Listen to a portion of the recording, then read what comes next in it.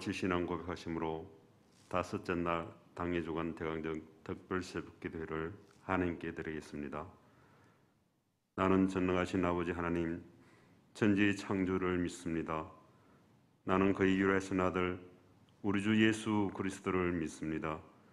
그는 성령으로 잉태되어 동정녀 마리아에게서 나시고 본디오 빌라도에게 고난을 받아 십자가에 못 박혀 죽으시고 장사된 지 사흘 만에 죽은 자 가운데서 다시 살아나셨으며 하늘에 오르시어 전능하신 아버지 하나님 우편에 앉아 계시다가 거기로부터 살아있는 자와 죽은 자를 심판하러 오십니다.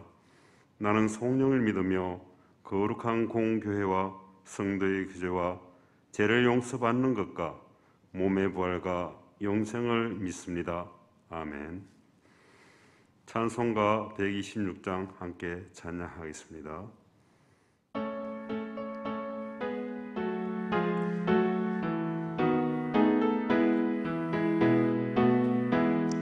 천사 찬송하기를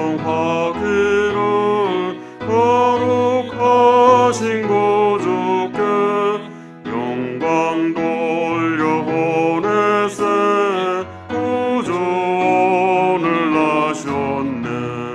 크고 작은 나라도 기뻐하다 파여라.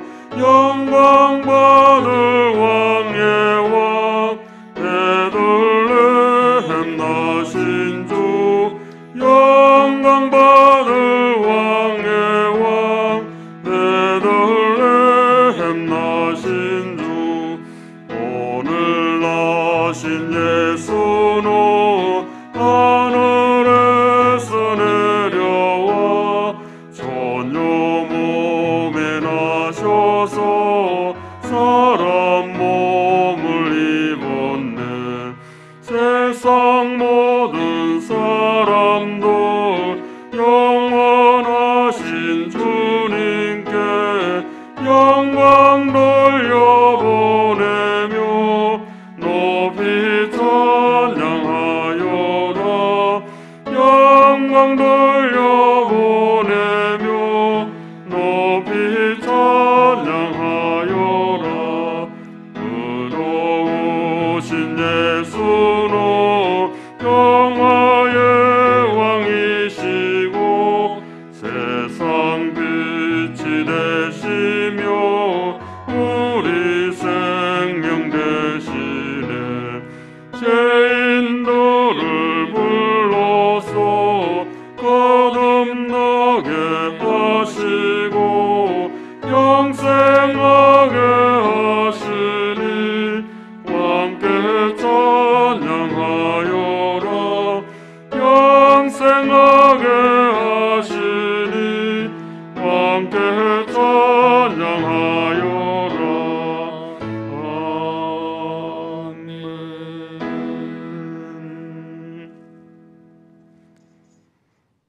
정동문 장로님 나오셔서 기도하시겠습니다. 세상의 죄를 속하시려 인간의 몸으로 이 땅에 오신 주님을 그 크신 사랑을 진심으로 감사드립니다. 대강절 특별 새벽기도를 통하여 온 성도들에게 성령께서 함께 하시어 주님께서 이 땅에 오신 의미를 다시 깨달으며 주님께서 우리에게 기대하시는 삶의 모습으로 살아가는 우리 모두가 되게 인도하여 주시옵소서. 하나님 아버지, 우리 모두가 코로나19로 어려워진 이들에게 주님의 사랑으로 손 내밀며 사랑 나누는 따뜻한 이웃이 되게 하시고 백년교회가 이 시대와 사회의 어두움을 밝히며 교회의 사명을 잘 감당하여 하나님 나라 확장에 쓰임받게 하옵소서. 사랑하는 주의 사자 목사님과 함께 하셔서 영육간의 강건함 주시며 목사님을 통하여 말씀 들을 때에 우리의 마음에 기쁨이 충만한 시간 되게 하옵소서. 이 모든 말씀 우리 주 예수 그리스도의 이름으로 기도합나이다. 아멘. 우리에게 주시는 하나님의 말씀은 요한복음 6장 48절과 7장 42절 말씀입니다. 제가 대신하여 봉독하겠습니다. 요한복음 6장 48절 내가 곧 생명의 떡이니라. 7장 42절 말씀 성경에 이르기를 그리스도는 다윗의 씨로 또 다윗이 살던 마을 베들레헴에서 나오리라 하지 아니하였느냐 하며, 담임 목사님 나오셔서 베들레헴 생명의 떡이 주어진 곳, 밥상을 차려주신 곳이라는 제목으로 말씀 전하겠습니다. 말씀 전하실 때에 많은 은혜 받으시기 바랍니다. 특별 새벽기도의 마지막 금요일 아침입니다. 오늘은 베들레헴 생명의 떡이 주어진 곳, 밥상 차려 주신 곳이라는 제목으로 말씀을 나누도록 하겠습니다. 베들레헴의 뜻은 여러분이 잘 알고 계시는 대로 떡집 또는 빵집입니다. 그런데 한국의 석학이신 이어령 박사는 떡집 또는 빵집이라고 번역하기보다 한국 정서에서는 밥집이라고 번역하는 것이 옳다고 했습니다. 서양이나 중동 지역에서는 빵이 주식이기 때문에 빵집으로 번역해도 괜찮지만 우리나라는 밥이 주식이고 떡이나 빵은 별식에 가깝기 때문인 것입니다. 그래서 지금까지 그렇지 않다가 갑작스럽게 어떤 좋은 일이 생길 때면 이게 웬 떡이냐라고 합니다. 즉 떡은 또는 빵은 일상의 양식, 일용할 양식이라기보다는 특별식의 의미에 가깝다는 말입니다. 그래서 떡집이라고 번역하기보다는 밥이라고 해야 정서상 옳다는 것입니다. 일용할 양식은 생명 유지를 위해서 매일 섭취해야 할 음식을 말합니다. 우리 영혼을 위해서도 마찬가지입니다. 그래서 주님께서 기도를 가르쳐 주실 때도 일용할 양식, 즉 빵이나 떡, 우리의 정서로서는 밥을 달라고 기도하라고 하셨습니다. 예수님은 바로 그것을 위해 베들레헴에 오신 것이죠. 즉 밥집인 베들레헴에 진정한 밥으로 오신 것입니다. 주님은 말씀하십니다. 내가 곧 생명의 떡, 생명의 빵, 생명의 밥이니라 라고 말입니다. 그리고 이 떡을 먹는 자는 영원히 굶주리지 아니하고 이 음료를 마시는 자는 영원히 목마르지 아니하리라 라고 말씀하셨습니다. 하고 보면 베들레헴은 하나님께서 예수 그리스도를 통하여 영원히 죽지 않고 살 생명을 위해 생명의 밥상을 차려주신 곳이라 할 수 있겠습니다. 그리고 그 일을 위하여 하나님은 영원한 생명의 양식과 음료이신 예수 그리스도를 베들레헴 밥집 떡집에 나시게 하신 것입니다. 또한 그 일로 인해 크나큰 프로젝트를 하나님께서 세우시고 모든 세상 역사를 주관하시고 세상의 모든 것을 조종해 가셨습니다. 한번 간략하게 더듬어 보도록 하겠습니다. 로마의 황제 아우구스토가 느닷없이 호정령을 내립니다. 아마 백성들은 생각했을 것입니다. 아우구스토의 통치에 의해서 되어진 일로 100% 그렇게 여겼을 것이고 믿었을 것입니다. 아무튼 그 일로 나사렛에 살고 있던 요셉도 마리아를 데리고 호적하기 위해 직선거리로 무려 120km나 떨어진 본적지인 베들레헴으로 갑니다. 결코 쉽지 않은 머나먼 여정이었습니다. 그것도 만삭의 몸인 아내를 데리고서 말입니다. 여기서 우리가 짚고 가야 할 것이 있습니다. 당시 로마 정부는 여성들에게는 인두세를 부과하지 않았다는 사실입니다.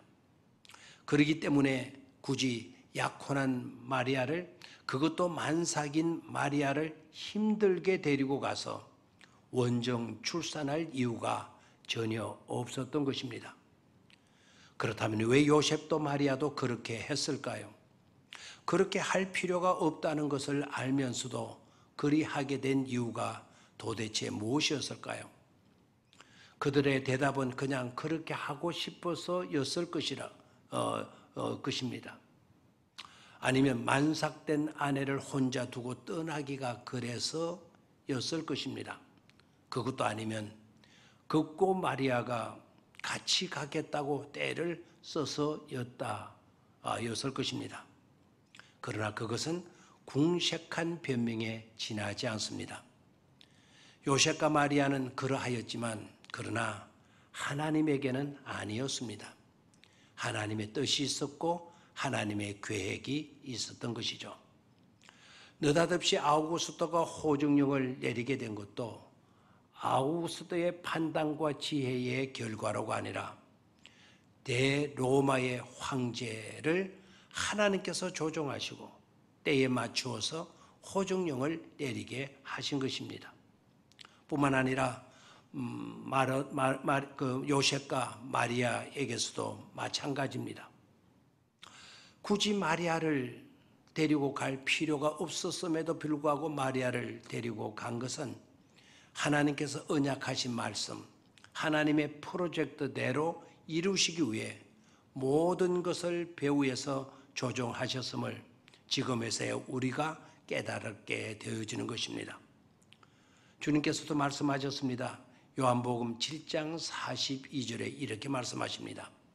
성경에 이르기를 그리스도는 다윗의 씨로 또 다윗에 살던 마을 베들레헴에서 나오리라 하지 아니하였느냐라고 주님께서 반문하시며 확실시 하셨습니다. 우리는 생명의 먹거리들로만 살아가는 자들이 아닙니다. 세상의 먹거리들로만 살아가는 자들이 아닙니다. 하나님의 입에서 나오는 말씀으로 사는 자들입니다. 하나님의 사랑으로 살아가는 자들입니다. 하나님의 능력으로 살아가야 할 존재들입니다. 하나님의 그 자상하심과 섭리로 사는 자들입니다. 즉 하나님이 주시는 양식으로 살아가는 자들입니다. 우리는 이것을 잊어버리거나 소홀히 여겨서는 안 됩니다. 세상 그 어디에서도 구할 수 없고 세상 그 누구도 줄 수 없는 가장 값지고 가장 잘 차려진 밥상에서 그 밥을 먹어야 합니다. 그러기 위해 매일 베들레헴으로 향하여 나아가야 하겠습니다. 모든 것을 주관하시고 조종하시고 섭리하시는 하나님의 뜻에 겸손히 묵묵히 따르는 삶을 살아야 하겠습니다. 조용히 묵상하며 베들레헴을 향하여 나아가기로 결단하시기 바랍니다. 감사합니다.